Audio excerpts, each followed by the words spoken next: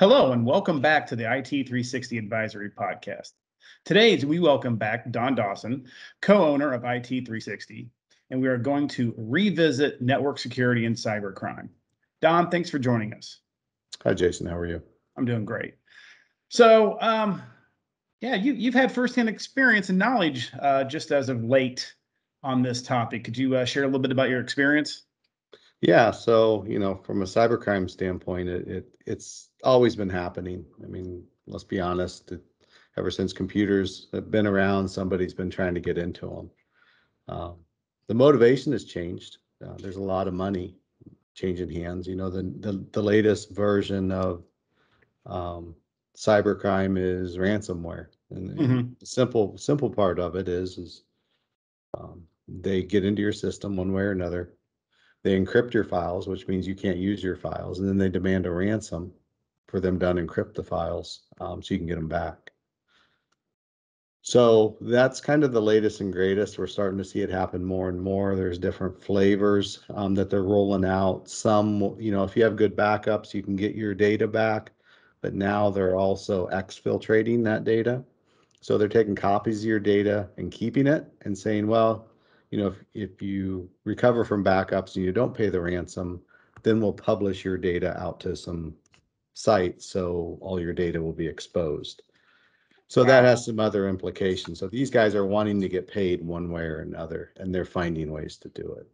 Well, I think, we had that company call last week, and what was interesting about that was you're like, we're not dealing with like a mom and pop shop. Like we're dealing with organizations, that are organized and do this for a living. And I think that's one of the biggest misnomers that people have out there is they're thinking it's a kid out in the Middle East who just needs some party money or something like that. But I think it's becoming a business, isn't it? Well, it's organized crime is what it is. Yeah. I mean, once you start having ransoms of in the millions, that's when the bad boys come to play, right? They all want a piece of this. So, Mhm. Before it might have been just some very smart computer guys getting into networks. Now they have bosses, they have organizations, they have customer service to make sure that they're communicating to you on the back end to negotiate that ransom. So it is a full-fledged organizational effort because, I mean, one group alone that we know of, they made 100 million, and that was last year, and that was 100 million that we know of. That's the 100 million that people reported. That's not the tenfold X that people paid the ransom, not said anything, and moved on. Yeah, that's definitely, like you said, organized crime. Right. Well, I mean, I think, as I go around and talk to potential clients, um, everyone's like, we're too small. No one's going to look after it. And, we're not on anybody's target. And I think I read something the other day. It was 43% of all cyber attacks are really going after the small business. And then the other interesting fact of that was that 60% of those 43% that did get compromised are out of business in the first year. So yeah, I don't think these guys and gals are differentiating between big and small, medium, large. Um, if you have a bank account and you have a pocketbook, you're a target.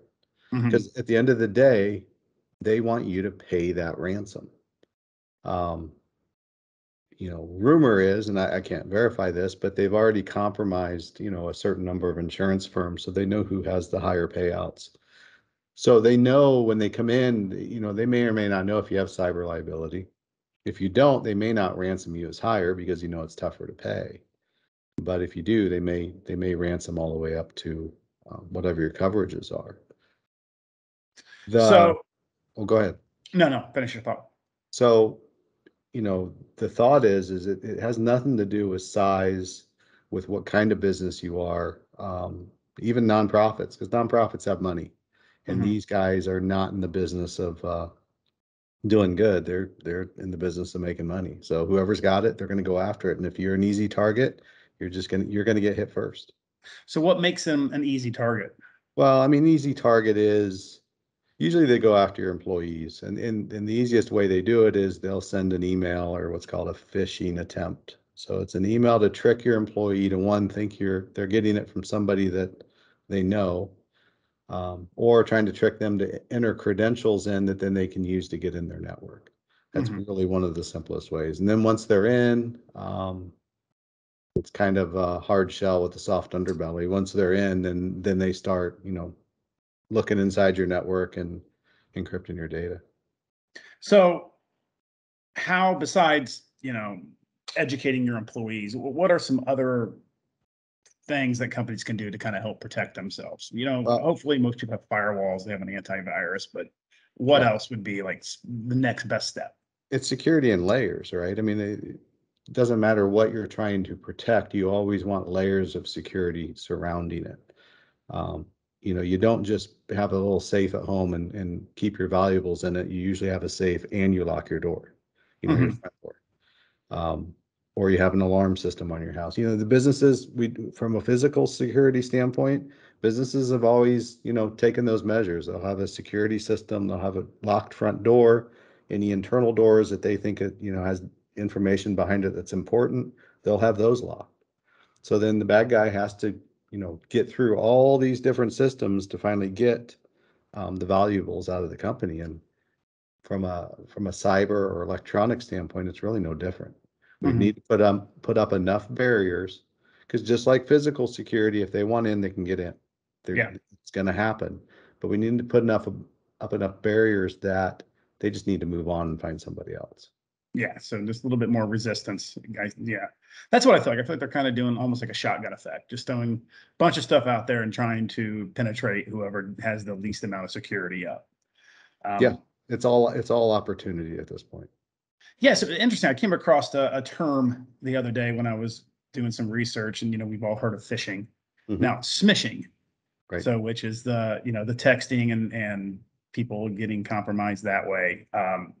Have you experienced any of that with anybody, or Yeah, what's I the? mean, I actually get them myself. I know that uh,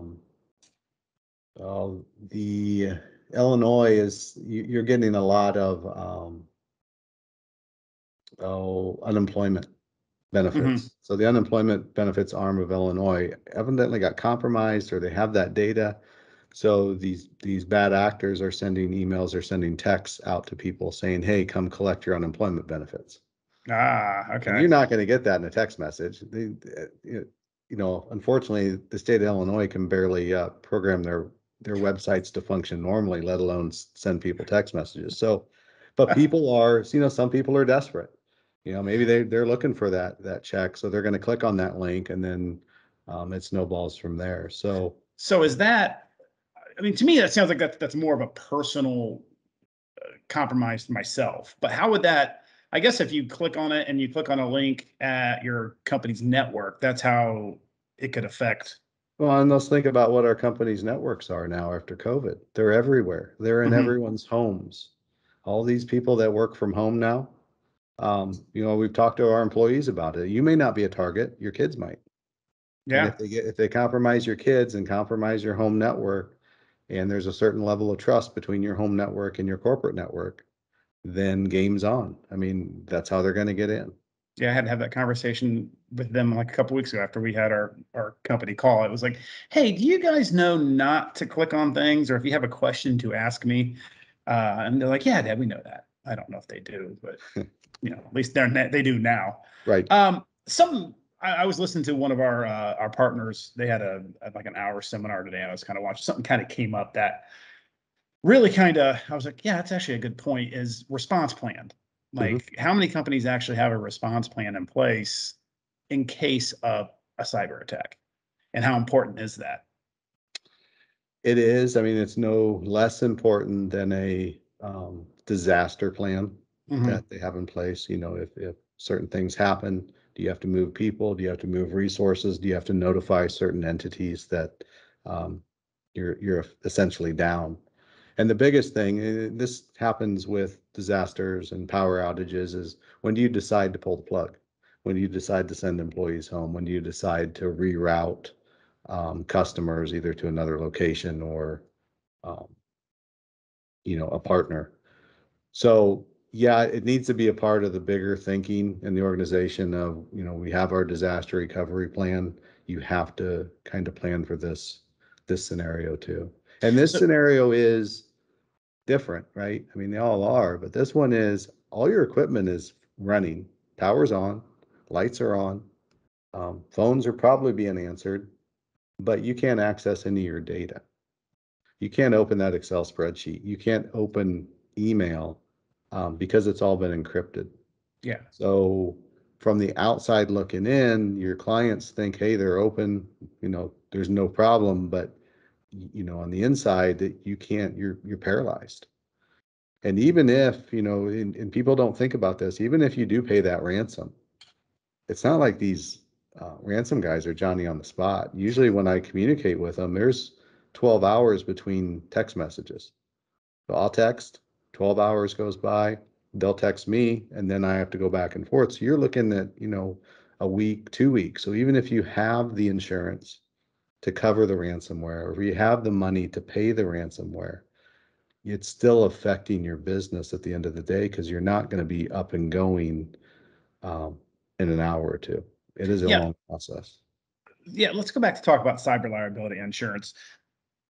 I mean, back, I don't know, probably a year or two ago, it was probably good enough to have that, but lately, like we've talked about, there's been a lot of no renewals, non-renewals, because there's not enough policies and procedures in place by each company.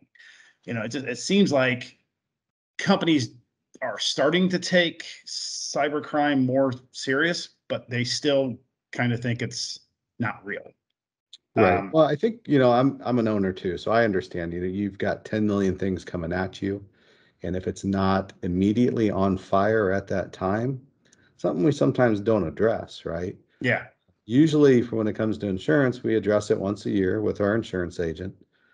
We may talk some scenarios, then we decide what our coverage is, and we move on. Cyber's taken a little more, needs to take a little more of our headspace. It can be a once a year, twice a year thing, but we've got to think some scenarios through on it. While we're working that. In cyber liability, you still need it. You Mhm. absolutely still need it because I just had a client that got compromised. I think the ransomware is about 600,000. They didn't have cyber. Their insurance company was going to cover $10,000. And we spent, I know I had 4 guys on it for 36 hours straight. There's another 50, 60, 70 to $100,000 of just recoup costs that you have to pay consultants to get your system back up and running. Yeah. And then if you guys were working for 36 hours, that probably means they weren't working for 36 hours. Right. So there's a cost there of loss of production, Absolutely. which, whatever that number would be, 300, 400,000, who knows? I mean, it could be more than And that. sometimes insurance will cover that too. It'll cover those losses in production, those kinds of things. So cyber liability is very important, but the insurance companies are starting to realize that they're losing money. So the only way they're going to sell you insurance is when you don't use it, right? It's always a joke that, especially in business, you get to use your insurance once Yeah. because you're probably not going to be insurable after that, No, it's or true. it's going to be just outrageously expensive. So what they're doing is they're putting these, an application for a cyber liability used to be 1 page. Hmm. Now they're 10. And they want to know, are you using multi-factor? Are you backing up your data? Is your data offsite and separated? Do you have some kind of SOC SIEM services? Are you educating your employees on what to click on and what not to click on? All these different things. And if you're not doing these, you're still going to pay for it, but you're going to pay for it in premium and not in the actual product. So it's going to be an expense we're all going to have to bear. Um, Nobody likes to add the expense, but the alternative is much more costly at the end of the day. Yeah, it's been interesting talking to a lot of people and it's obviously awareness brings more awareness. So, Mhm. with everything hitting and the pipeline getting hit and other things like that, it brings awareness to it's a real thing. So there's been a lot of conversations, but a lot of people just kind of are dipping their toes into water, wanting to know a little bit more about it, and then they get compromised. And Right. it's like, we've been talking to you for 6 months about this. Like, if we would have had these policies and this system in place, we would not be having this conversation now. So it's kind of I'm trying to be more proactive with everybody that I'm talking to than being reactive, but it seems like everyone out there is being reactive because they just don't think they're a target until they do get hit with one. And Right. everyone gets phishing emails. Everyone does. I mean, They you hear do, it but every time. like I said, it's a headspace. It's, we just don't have the bandwidth sometimes to set everything aside and then look at this risk in the eye. And this is a risk. This in any organization, that's what you face. You face risks, and you have three options for those to deal with risk. One is you accept it and say, look, if I get hit, I get hit, and I'll just accept the risk, and that's fine. The next one is you mitigate it. You put tools in place, you put your security, in layers. So you're making your visibility as small as possible to the bad guys. And the third is you transfer it. You buy insurance for it. Mhm. Now we suggest you do two, the last two. You buy insurance, but you also mitigate it. But at the end of the day, we, as owners and as managers, as companies, they have to decide on what they want to do with risk. And those are really your only three options with any kind of risk. Yeah, I mean, you're right. And I mean, the two of the three that we talked about, like mitigating it and having insurance, but your insurance isn't going to cover your brand. Right. The loss of potential business that you could get. So if you can mitigate it to begin with, then you don't have to worry about that your brand being compromised. And the insurance is only going to go so far. So once these guys know you're going to pay, then they're the say what they're saying in the industry is once they know you're going to pay, they're going to come at you again. Mm. It's like the kid that gets bullied, right? Once somebody steals his lunch money, then everybody else is going to be lining up to Yeah, do the same thing because they know he pays out. until So he you gets, might as well yeah. put security protection in place and go at it head on. I can tell you ignoring it is just not acceptable anymore because not only are you going to pay the ransom, you're going to pay a company like us or somebody else, you know, tens of hundreds of thousands of dollars to recover from the breach. Hmm. So, and then you're going to be down for weeks on end. And that's what ends a company, right? Is when you can't stand it back up the way it was before. That's when things start sliding. Um, Especially with the limited resources we have for employees and everything else. Yeah, I think that was that 60% of businesses going out after the first year was kind of like that was kind of a stunning number. But you think about a lot of businesses don't run on large margins. No. So, if you're out for 2 weeks and you're not able to work, then yeah, you chunk into that what margin you had pretty quick by keeping your employees paid and keeping the lights on that you can. So yeah, Right. it's And that's what the insurance is for. So when you go down, the insurance is there to help cover some of that operating cost as you recover. Every piece of security that you have in place allows you to recover faster. Mhm. Um, if you have nothing in place, then your recovery time is just through the roof. So the potential is there's no 100%. So you could still get compromised. But with the right tools in place, you're going to notice the compromise much earlier. You're going to be able to mitigate it. So I always equate it like a car crash. If you get in a car crash with your seatbelt on, it might not be bad. You can get out of it, you move on, go from there. But as it sits right now, these companies that have no security in place other than maybe a firewall and antivirus, you're running without a seatbelt. And Yeah. cleaning up after that mess is so much tougher to do and it just takes so much longer. Yeah, I think you're exactly right. I mean, in your thought process, I mean, there's lots of ways that you can go adding security.